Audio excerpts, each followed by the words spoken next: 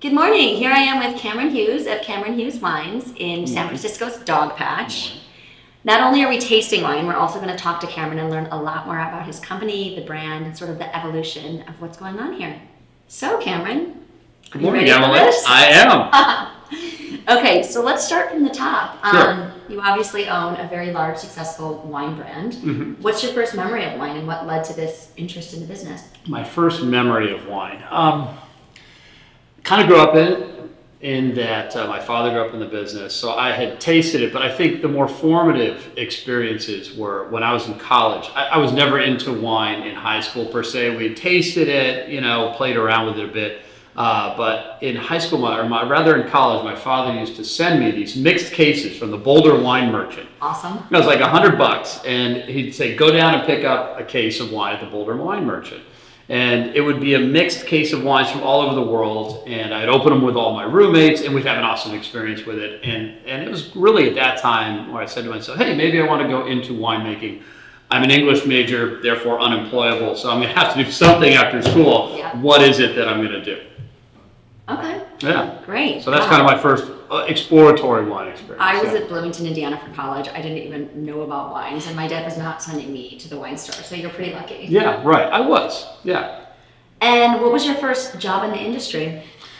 Ironically, my first job in the industry was actually dumping wine down the drain. I had worked, I graduated from school, wasn't sure what I was going to do with myself, thought I wanted to be going to winemaking, and so I did a stint as a cellar rat down at Corbett Canyon Winery in the Central Coast. Oh, okay. Yeah. What's it like to be a cellar rat?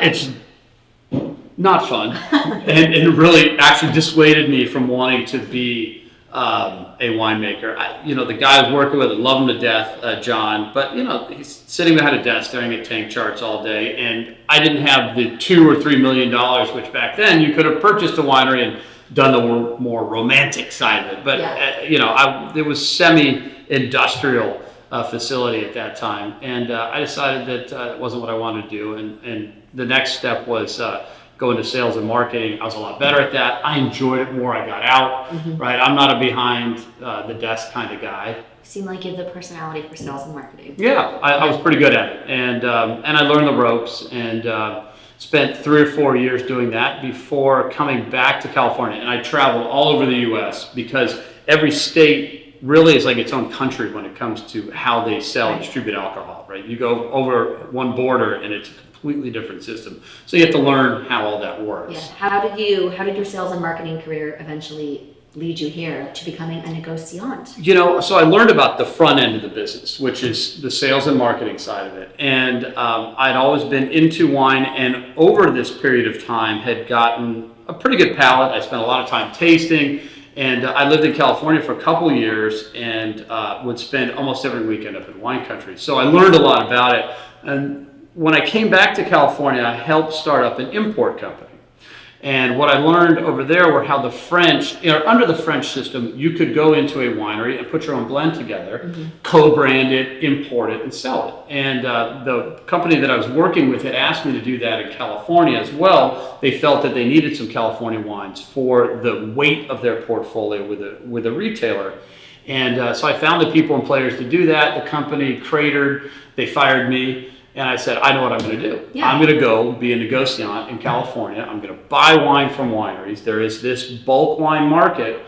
And I wasn't a winemaker, but I hired one to get started with. And that's how I got into the negociant business. And how long ago was that? It was probably 2000 when I started it. And 2001 is when we really incorporated and put the first wine in the bottle. Wow, that's exciting. So Cameron Hughes is like a teenager now. Yeah, it is. Yeah, that's right. 15 years. Wow. Okay. So as a small business owner, I have my own business. I'm curious sort of what was your biggest mistake along the way? What advice would you give other people? I think we originally started the company, we bootstrapped it, right? I sold my wine collection on winebid.com. My father matched the funds. I raised I don't know, maybe $20,000, something like that. I can't remember anymore. He matched it. I bought inventory and I went out and sold it. And I raised money and then I bought those investors back out. And so I've always solely owned the company. I think our biggest mistake was we went into massive growth mode. in really the mid 2000s, and our capital structure was all debt financed. Okay. Right, so we had really not a lot of equity and just an explosive growth, and it eventually became very challenging when you get to a certain point where you can't make any mistakes. We did make a mistake and spent years digging ourselves out of it.